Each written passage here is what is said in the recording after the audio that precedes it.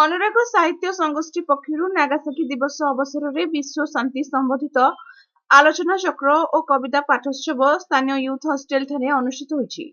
ସଂଗୋଷ୍ଠୀର ସଭାନେତ୍ରୀ ବିଜୟଲକ୍ଷ୍ମୀ ଦାସ ମିଶ୍ରଙ୍କ ଅଧ୍ୟକ୍ଷତାରେ ଅନୁଷ୍ଠିତ ଏହି କାର୍ଯ୍ୟକ୍ରମରେ ପ୍ରମୋଦା ଦେବୀ, ପୌର୍ଣ୍ଣମାସୀ ଦେବୀ ଓ ଚକ୍ରଧର ମହାପାତ୍ର ପ୍ରମୁଖ ଅତିଥି ଭାବେ ଯୋଗଦେଇ ନାଗାସାକି ଉପରେ ପରମାଣୁ ବୋମା ନିକ୍ଷେପର କୁପରିଣାମ ସମ୍ପର୍କରେ ଆଲୋଚନା କରିଥିଲେ। ଏହାପରେ ଶାନ୍ତି ପ୍ରତିଷ୍ଠାକୁ ନେଇ କବିମାନେ କବିତା ପାଠ କରିଥିଲେ।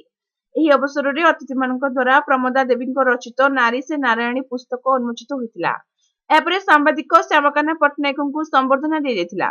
ସାଧାରଣ ସମ୍ପାଦକ ଅନାମଚନ୍ଦ୍ର ସାହୁ ପ୍ରାରମ୍ଭିକ ସୂଚନା ଦେଇଥିଲେ। କାର୍ଯ୍ୟକାରୀ ସଭାପତି ଶିବସୁନ୍ଦର ମିଶ୍ର କାର୍ଯ୍ୟକ୍ରମ ସଞ୍ଚାଳନ କରିଥିଲେ।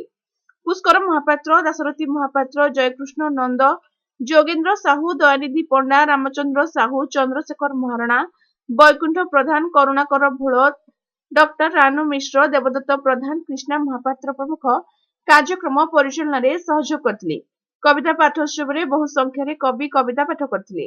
ଶେଷରେ କବି ବିଶ୍ୱମ୍ବର ସାହୁ ଧନ୍ୟବାଦ ଅର୍ପଣ କରିଥିଲେ। ଆଜି ଅନୁରାଗ ସାହିତ୍ୟ ସଂଗଠନ ଟ୍ରଷ୍ଟ ତରଫରୁ ନାଗାସାକି ଦିବସ ପାଳିତ ହେଉଛି। ଶାନ୍ତି ଉପରେ ଆଲୋଚନା କରାଯାଉଛି ଏବଂ କବିତା ଆସର ଅନୁଷ୍ଠିତ ହେଉଛି। ଯେତେବେଳେ ପୃଥିବୀରେ ଯୁଦ୍ଧର ଘନଘଟା ଛାଇ ଯାଇଛି ଏବଂ ପ୍ରତ୍ୟେକ ମୁହୂର୍ତ୍ତରେ ନାଗରିକମାନେ ମୃତ୍ୟୁକୁ ଆଶଙ୍କା କରୁଛନ୍ତି, ଭୟରେ କାଳାତିପାତ କରୁଛନ୍ତି। ତେଣୁ ମୃତ୍ୟୁ ଭୟକୁ ଦୂର କରିବା ପାଇଁ ଏବଂ ପୃଥିବୀକୁ ଶାନ୍ତି ଦେବା ପାଇଁ ଆଜିର ଦିବସଟି ଅଭିପ୍ରେତ। ଏବଂ ଆମେ ଦେଖୁଛୁ ଯେ ସମଗ୍ର ବିଶ୍ୱରେ ପରସ୍ପର ଭିତରେ ସନ୍ଦେହ, ମତାନ୍ତର, ମନାନ୍ତର ଏବଂ କୂଟନୀତି ଚାଲିଛି, ଯାହାଫଳରେ ପୃଥିବୀ ପ୍ରତି ବିପଦ ଘନେଇ ଆସୁଛି। ବର୍ତ୍ତମାନ 1945 ମସିହାରେ ଯେଉଁ ବୋମା ପଡ଼ିଥିଲା ହିରୋସୀମା ନାଗାସାକି ଉପରେ, ତାଠୁ ଅନେକ ଗୁଣେ ଶକ୍ତିଶାଳୀ ବୋମା ପୃଥିବୀ ପାଇଁ ସଂରକ୍ଷିତ ହୋଇକରି ଅଛି। ଯଦି ଉଦ୍ଭ୍ରାନ୍ତ ମଣିଷ ଚିନ୍ତା ନ କରେ ତାହେଲେ ପୃଥିବୀ ମଧ୍ୟ ଧ୍ୱଂସ ହୋଇଯିବ। ଧନ୍ୟବାଦ। ପୁସ୍ତକ ଉନ୍ମୋଚନ ହେଲା ନାରୀ ସେ ନାରାୟଣୀ ପ୍ରମୋଦା ଦେବୀଙ୍କର। ତାଙ୍କର ଏଇଟା ସପ୍ତମ ଅବଦାନ। ଅନେକ ବହି ସେ ଲେଖିଲେଣି।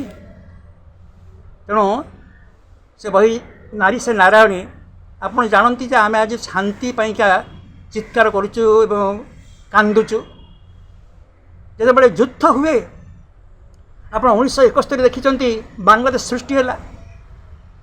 ସେତେବେଳେଠୁ ଆରମ୍ଭ କରି ପ୍ରତି ଯୁଦ୍ଧରେ ଆପଣ ଦେଖନ୍ତୁ, ମହାଭାରତ ଦେଖନ୍ତୁ, ରାମାୟଣ ଦେଖନ୍ତୁ, ସବୁଠି ନାରୀମାନଙ୍କୁ ନେଇକି ହିଁ ଆମର ଯୁଦ୍ଧ ଘନଘୋର ହେଇଛି।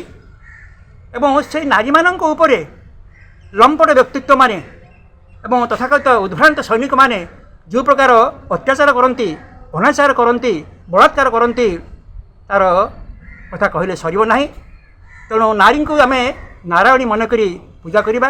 ତେଣୁ ଆଜିର ଦିବସରେ ସେହି ବହିଟିକି ଆମେ ଉନ୍ମୋଚିତ କରିବା ପାଇଁ ଇଚ୍ଛା କଲୁ ଏବଂ ସେ ବହିଟି ଉନ୍ମୋଚିତ ହେଲା।